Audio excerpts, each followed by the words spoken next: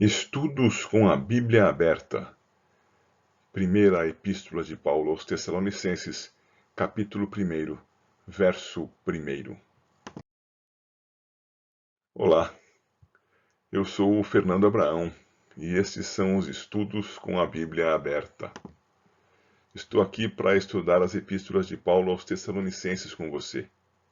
Hoje, sob a graça de Deus, vamos estudar o verso 1 do capítulo 1 da primeira epístola de Paulo aos Tessalonicenses, o chamado prefácio e saudação. Vamos lá, para a glória de Deus. Como foi observado rapidamente na introdução histórica e geográfica do nosso primeiro encontro, as duas epístolas têm praticamente o mesmo prefácio e saudação. Você pode observar os textos aí dos primeiros versos das duas epístolas. Vamos dar uma olhadinha deles numa outra posição. Assim, emparelhados, podemos observar bastante as suas semelhanças. Agora, vejamos sobrepostos. Perceba que ficou bastante evidente a diferença de uma palavrinha aqui na língua portuguesa e da terminação do verso 1 do capítulo 1 da segunda epístola, que vai mais longe do que na primeira. O restante, em língua portuguesa, é exatamente a mesma coisa, e no grego também é bastante aproximado, como nós podemos notar aqui. Bem, fiquemos hoje com o texto de 1 de Paulo aos Tessalonicenses, capítulo 1, verso 1.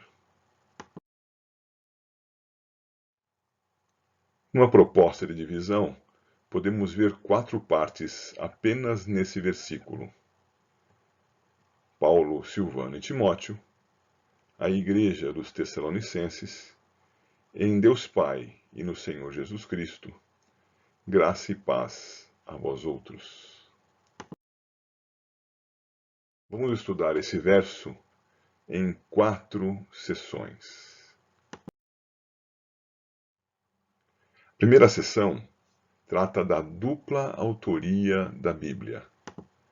Essa é uma doutrina muito importante que está muito claramente expressa no texto da segunda epístola de Pedro, capítulo 1, versos 20 e 21. Diz lá: nenhuma profecia da Escritura provém de particular elucidação, porque nunca jamais qualquer profecia foi dada por vontade humana.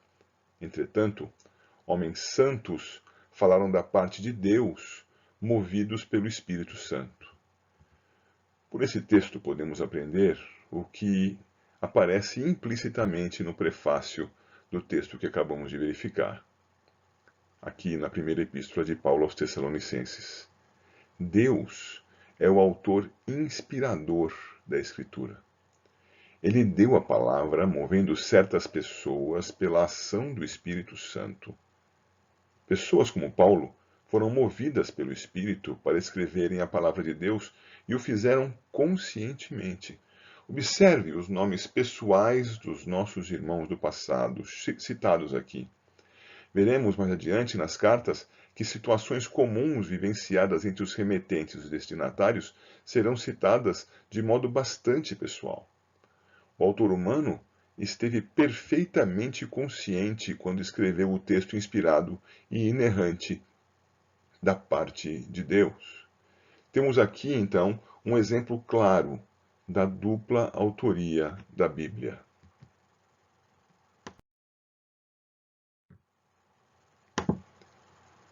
A segunda seção a observar aponta para algumas características da igreja. Veja que podem ser deduzidas ao menos 3 de suas características. A igreja dos Tessalonicenses era obviamente composta por pessoas, seres humanos, gente da cidade de Tessalônica. A igreja é assim, humana e local. Pode-se ver que o texto foi escrito para algumas pessoas da cidade de Tessalônica e não para todos na cidade. A igreja do Senhor Jesus é saída da cidade, chamada para fora da totalidade das pessoas. A igreja surge desde a sociedade. Também pode ser visto que a igreja não é apenas um conjunto de pessoas reunidas desde algum outro grupo. A igreja tem identidade. Ela é parte da Igreja Universal do Senhor Jesus, mas tem características peculiares em cada localidade, tanto virtudes quanto defeitos. A igreja deve ser diferente da sociedade pecaminosa de onde saiu, mas será parte da mesma sociedade para influenciá-la dentro da sua cultura particular. A igreja foi chamada para ter identidade diferente do mundo perdido e peculiar ao local onde está. Assim, 3 características da igreja: composição humana e local, chamada desde a sociedade e chamada para ter identidade. A terceira seção do verso nos traz algo do fundamento da igreja. A igreja não se sustenta a si mesma, nem tem origem em si mesma. A igreja está em Deus Pai. Esta é a sua posição espiritual, na presença do Pai. A igreja está na presença do Pai por causa da mediação do Senhor Jesus Cristo. Assim, a igreja está no Senhor Jesus Cristo. A sua posição decorre da mediação única do Senhor. Assim, a igreja está em Deus Pai e no Senhor Jesus Cristo.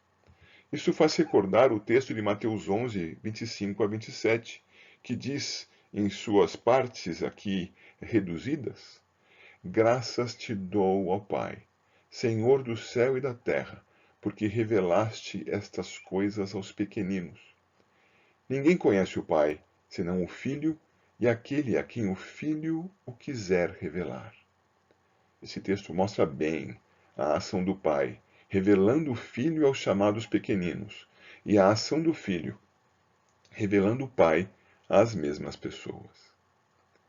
Em João 6,37 temos algo muito semelhante.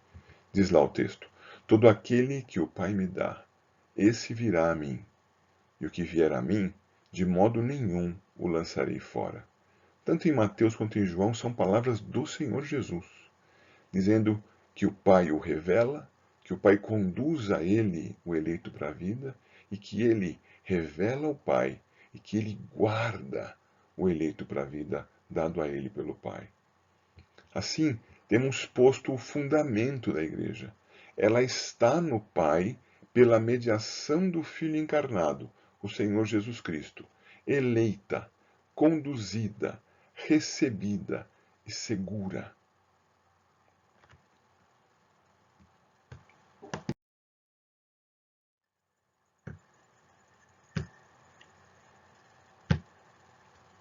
Ainda na saudação dos autores, esta quarta seção: Graça e paz a vós outros.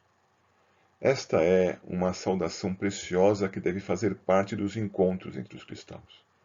Somente os cristãos saberão identificar a graça do Senhor Jesus Cristo, a justificação que desfrutam pela obra do justo Senhor que adquiriu a nossa redenção por meio da sua própria morte. Sem a graça adquirida por Cristo, jamais seríamos feitos justos perante Deus, e sobre nós permaneceria a ira de Deus, como registra o texto de João capítulo 3, verso 36. Só há paz com Deus, porque há graça em Cristo Jesus.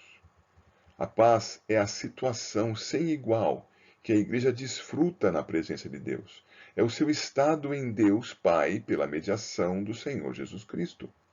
Por isso, nessa ordem, graça e paz a vós outros. Estas são, então, as 4 seções que esse texto nos traz. Vemos apenas nesse verso que os missionários tanto haviam ensinado as verdades fundamentais aos Tessalonicenses, quanto buscavam trazer-lhes à memória aqueles ensinamentos desde as primeiras linhas da sua carta. Que estas 4 seções fiquem claras em nossas mentes. A dupla autoria da Bíblia, as características da igreja, o fundamento da igreja e a situação da Igreja.